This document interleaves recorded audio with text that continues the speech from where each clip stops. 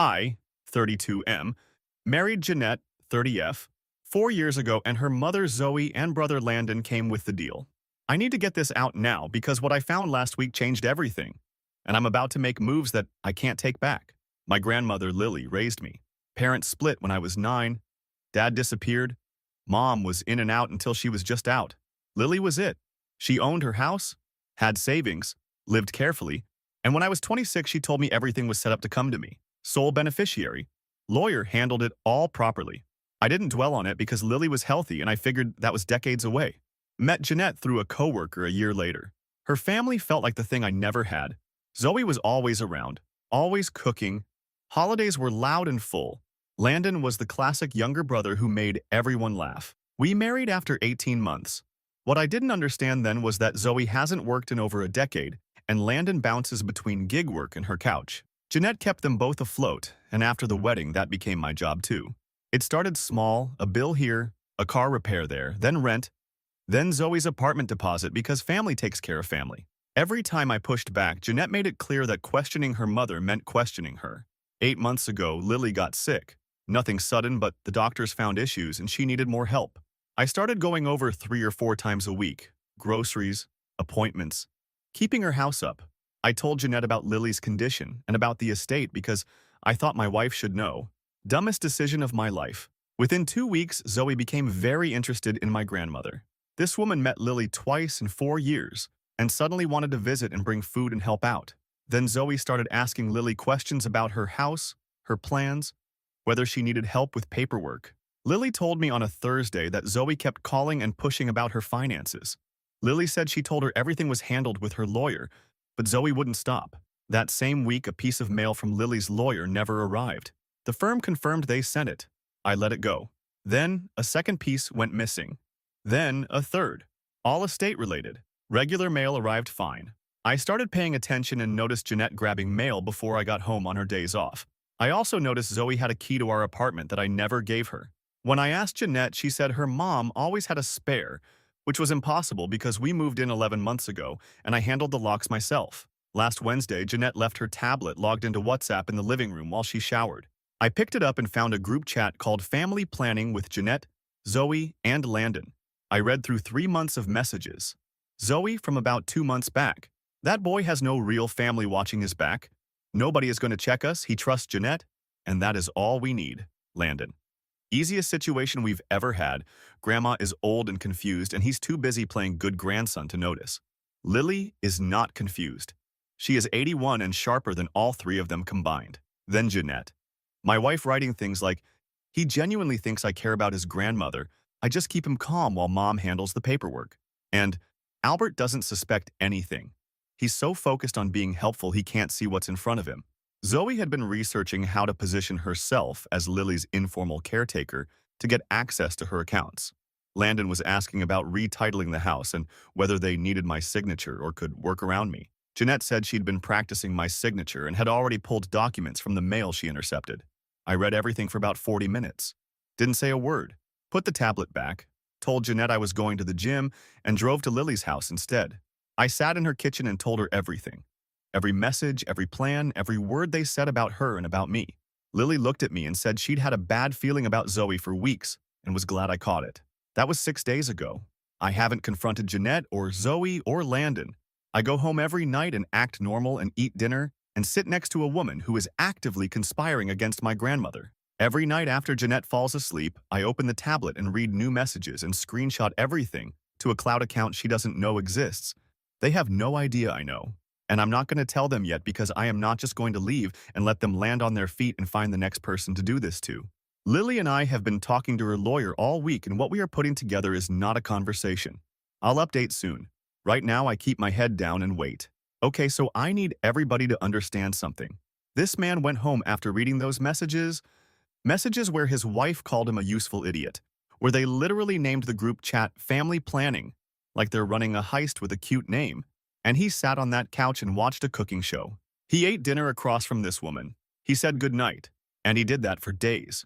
Because I'm sorry, most people see he genuinely thinks I care about his grandmother from their own spouse, and the next sound is a door coming off its hinges.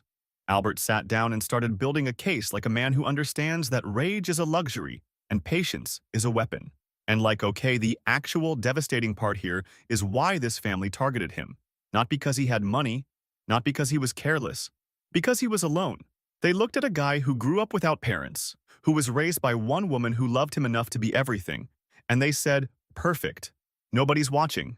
That is a level of predatory thinking that most people can't even imagine because most people don't look at somebody's loneliness and see an opportunity.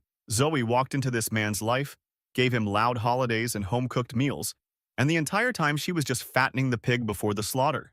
And Lily, 81 years old, and her immediate reaction wasn't fear, it was, I knew it.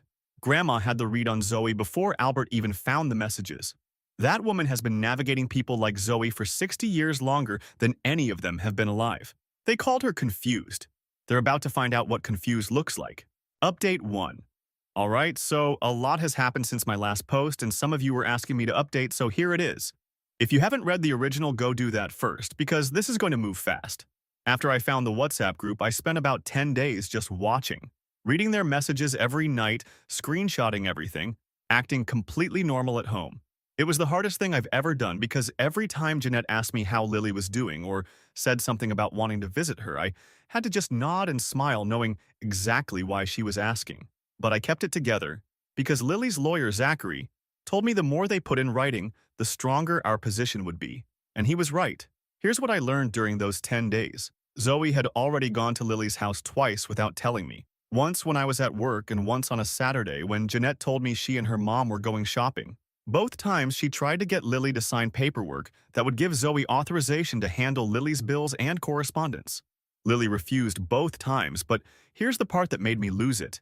In the group chat, Zoe told Jeanette and Landon that Lily was getting confused and that next time she'd bring the papers already partially filled out so Lily would just need to sign. She literally described my grandmother as someone who wouldn't know what she was signing if you presented it the right way.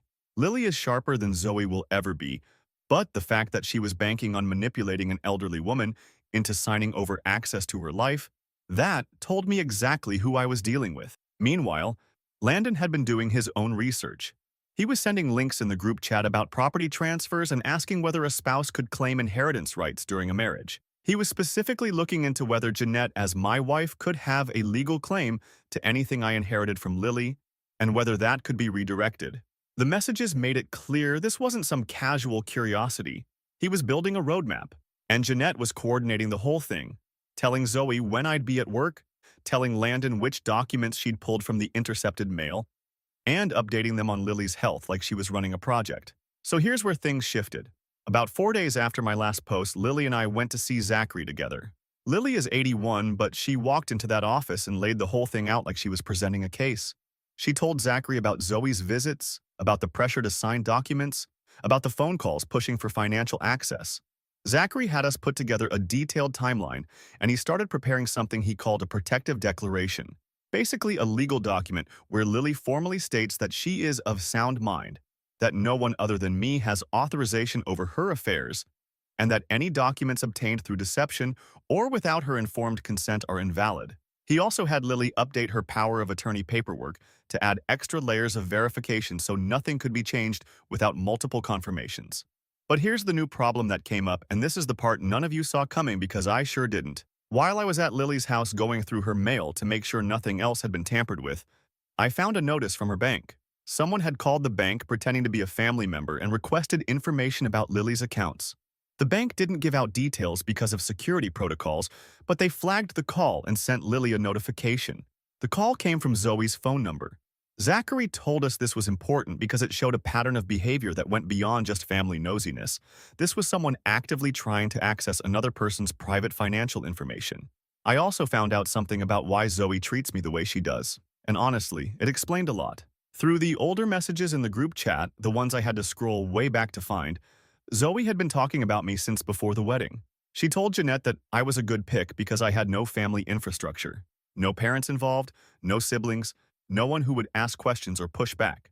She literally called me low maintenance because nobody would come looking if things got complicated. She saw me as someone without backup, and that's exactly why she approved of Jeanette marrying me. I wasn't a partner to her. I was an opportunity. Landon's messages were the same energy. He told Jeanette early on that she should lock me down because guys without families are easier to manage and less likely to have anyone checking the finances.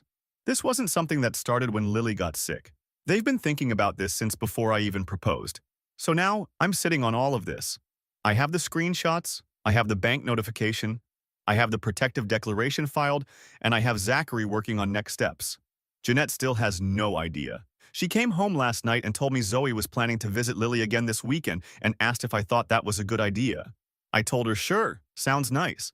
Because what she doesn't know is that Lily's lawyer has already sent a formal letter to Zoe stating that any further unsolicited contact regarding Lily's financial or legal affairs will be treated as attempted elder interference. Zoe should be receiving that letter tomorrow.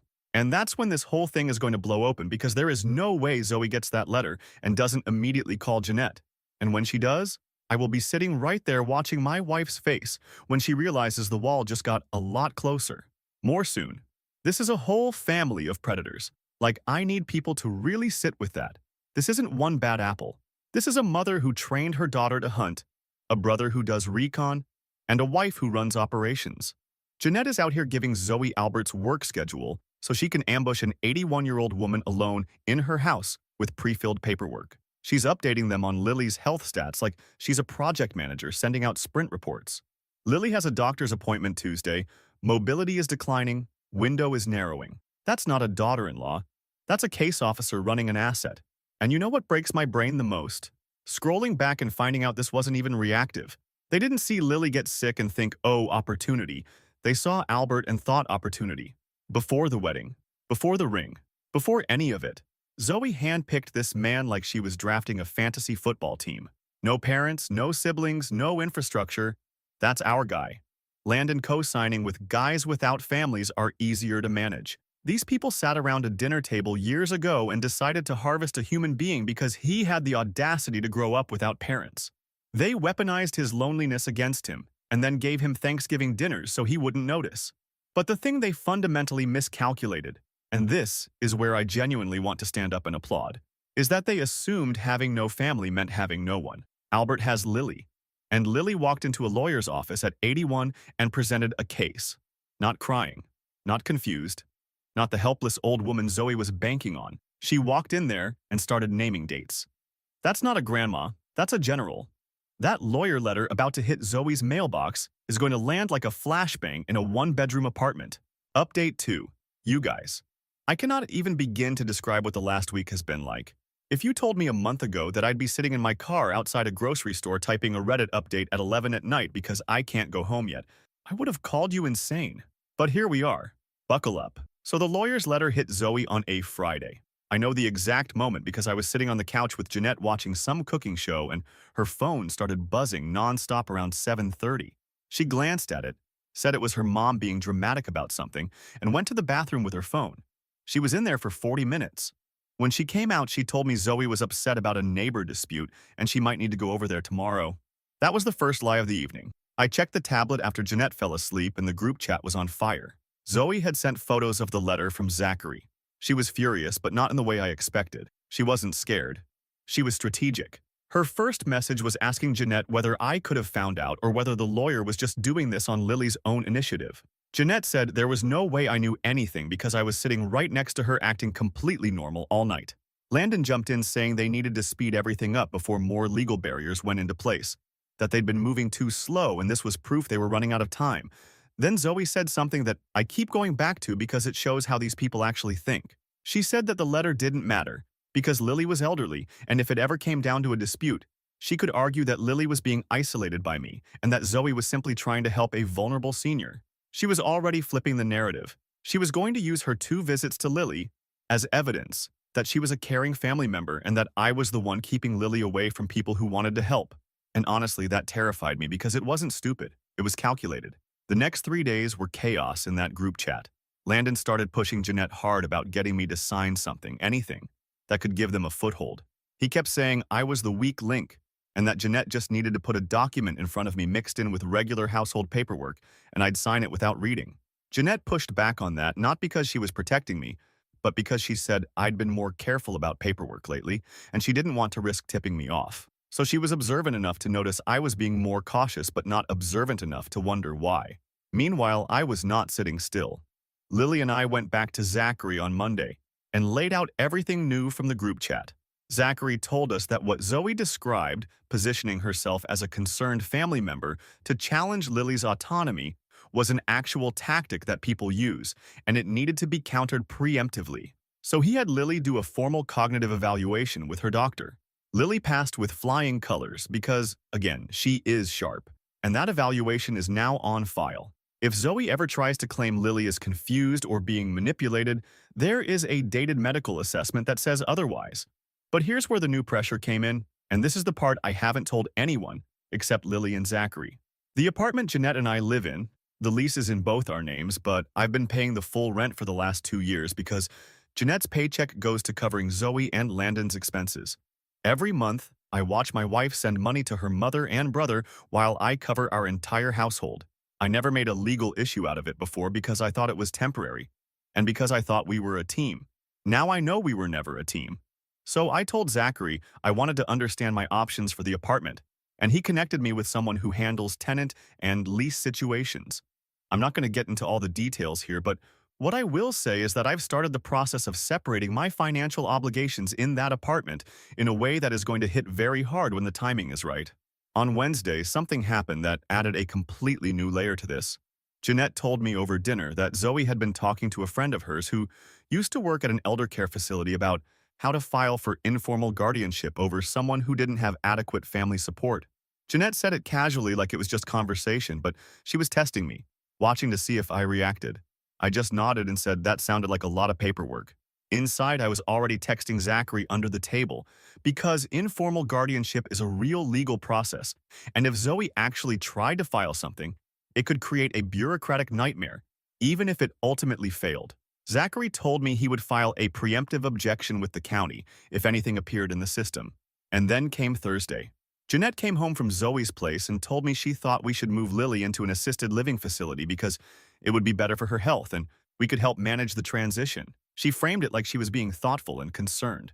But I'd read the group chat from that morning where Zoe specifically told Jeanette to suggest assisted living to me because if Lily was in a facility, it would be easier to argue she couldn't manage her own estate. The whole thing was a setup, and Jeanette delivered it to me with a straight face like she'd just thought of it herself.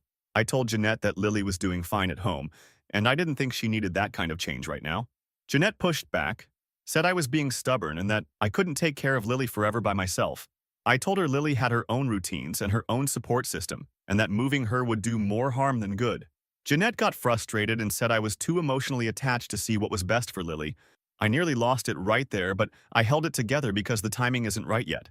I'm still in the apartment, still acting normal, still reading that group chat every night, but the pieces are almost in place.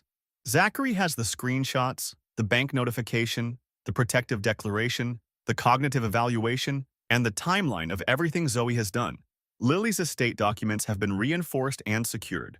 And I have one more thing I need to do before this whole thing comes down. I can't say what it is yet, but I'll update as soon as it happens. To everyone in the comments telling me to just leave, I hear you. But leaving isn't enough. These people targeted my grandmother. They targeted an 81-year-old woman because they thought no one was watching. Someone has to be watching. That someone is me. Alright, so Zoe's immediate response to getting a legal cease and desist was not panic, not regret, not even anger really. It was strategy. She got that letter, and within the hour she was workshopping a counter-narrative where she is the hero, and Albert is the abuser isolating a helpless old woman. That's not a person who got caught doing something wrong. That's a person who has been caught before. You don't develop that reflex the first time. Normal people receiving a lawyer letter about elder interference have a, "Oh God, what have I done" moment. Zoe had a, "Here's how we spin this" moment. This woman has run this playbook on someone else. I would put actual money on it. And Jeanette, sitting across from her husband at dinner, delivering scripted lines about assisted living that she rehearsed with her mother that morning, watching his face for micro-reactions like she's running a social engineering test. That is genuinely one of the most chilling things I've ever read on this website. She's not a wife who got pulled into her mom's scheme. She is an operator. She noticed Albert was being more careful with paperwork but couldn't connect the dots to WOI, which tells you everything about how these people think. They're so convinced they're the smartest ones in every room that the idea Albert might be outplaying them literally doesn't compute. It's not even on the list of possibilities. In Jeanette's mind, Albert being cautious is a tactical inconvenience, not evidence that he's already 10 steps ahead.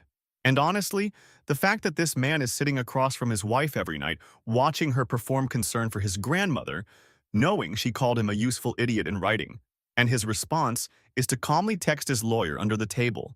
That is a level of emotional discipline that most people will never achieve. Albert grew up without parents and raised himself into the kind of man who protects the one person who protected him. Zoe looked at that and saw a weakness. She's about to find out it was the opposite. Final update. This is the last one. I told you guys I had one more thing to do and now it's done, and I can finally talk about everything that happened. Some of you called it in the comments, but I don't think anyone predicted exactly how this played out. The one thing I needed to do before blowing this open was get Jeanette on record. Not just the WhatsApp messages, which could be dismissed as family venting or taken out of context, but something directly from her mouth where she couldn't claim misunderstanding. So, on a Sunday morning, I told Jeanette I wanted to talk about our future, about Lily's situation, about what happens down the road.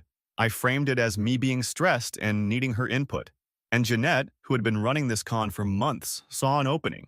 She started by saying we needed to be realistic about Lily's decline, and that it made sense for us to start thinking about what role we would play in managing her assets when the time came. I asked her what she meant by us. She said, well, obviously we're married, so anything you inherit is something we manage together, and I think my mom could help with the house since she has experience dealing with properties. Her mother has never owned a property in her life. I asked about Landon, and Jeanette said he could help with the physical side of things, cleaning out the house, handling repairs, whatever was needed. I kept asking questions like I was genuinely considering all of it, and she kept going further, talking about how Zoe had already looked into the process of transitioning ownership and how there were ways to start that process even before anything was finalized with the estate. She laid out the entire plan thinking she was recruiting me into it. What she did not know was that I had been recording the conversation on my phone, which was sitting face down on the kitchen table. I did not tell her I was recording, and I know that's a legal gray area depending on where you live. Zachary had already told me that in our state only one party needs to consent to a recording, and that party was me. So everything she said is admissible if it ever comes to that. 2 days later, I executed the rest of the plan. I moved my things out of the apartment while Jeanette was at work. Not everything, just what I needed. Clothes, documents, my laptop, personal items. I moved into Lily's spare bedroom, which we had already set up for this exact moment. Then I went to the leasing office and formally notified them that I was removing myself from the lease at the end of the current term, which was 5 weeks away. Jeanette had never paid rent on that apartment, not once. Without my income covering it, she would need to come up with the full amount on her own or move out. And since she sends the majority of her paycheck to Zoe and Landon every month, there is no version of this where she can afford it. That evening, Jeanette came home to a half-empty apartment and no explanation. She called me 17 times. I let every call go through and did not pick up until the 18th because I wanted her to sit with it. When I finally answered, she was at Zoe's apartment and I could tell they were both there. She asked me what was going on and I told her I knew everything. I told her I'd been reading the WhatsApp group for over 3 weeks. I told her I knew about the intercepted mail, about Zoe's visits to Lily, about the bank call, about the guardianship research, about her practicing my signature, about every single message where they called me stupid and pathetic and a useful idiot. I went through it point by point and I did not stop talking for a long time.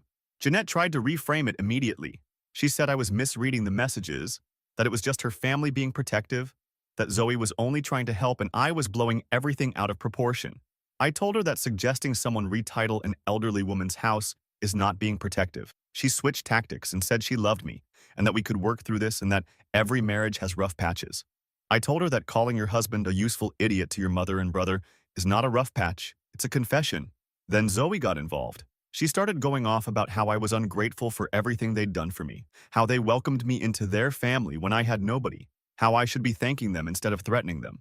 I told Zoe that welcoming someone into your family and scheming to steal from their grandmother are two very different things, and she should probably get familiar with the distinction quickly because Zachary had already filed the protective declaration and the preemptive guardianship objection, and that any further contact with Lily would be documented and potentially reported. Zoe kept going, said I was making enemies I couldn't afford, that I had no family and no one would back me up. I told her she was wrong about that because the only family I needed was 81 years old and tougher than everyone in that room combined. Landon tried to get on the phone at some point and started telling me I was overreacting and that everything they discussed was hypothetical. I told Landon that hypothetical people don't call banks pretending to be relatives and hypothetical people don't research property transfers with specific addresses. He went quiet after that. The aftermath has been exactly what I expected. Jeanette cannot make rent alone, and Zoe's apartment is too small for both of them long term. Landon is still on Zoe's couch, which means 3 adults in a one-bedroom. Zoe cannot go near Lily anymore without risking legal consequences. The documents Jeanette intercepted are worthless because Zachary had all of them reissued and the originals voided. And the recording of Jeanette describing the entire scheme in her own words is sitting in a secure cloud drive and with Zachary. I filed for divorce last Thursday. Jeanette has tried to reach me every day since, alternating between saying she loves me and saying I'm going to regret this. I don't respond to either version. Lily is safe. Her estate is locked down. Her house is her house. Her accounts are her accounts. Nobody is getting near any of it. I'm living with her now, and honestly, for the first time in 4 years, I feel like I'm in a house where nobody is pretending. To everyone who followed this from the beginning, thank you. A lot of you told me to just leave early on, and I understand why. But these people targeted my grandmother. They saw an 81-year-old woman and decided she was a payday. They saw me and decided I was too isolated and too trusting to ever catch on. They treated both of us like we were disposable. They were wrong. 17 calls. He let 17 calls ring out because he wanted Jeanette to sit in that half-empty apartment and feel the exact silence she thought she was married to. Every unanswered ring was Albert giving her back the loneliness she tried to exploit in him. That's not petty. That's poetry. And look, I want to talk about the phone call because every single person on that line reacted exactly the way a con artist reacts when the con falls apart. Not with remorse, with rotation. Jeanette's first move was, "You're misreading the messages." That didn't work, so she pivoted to, "I love you. Every marriage has rough patches."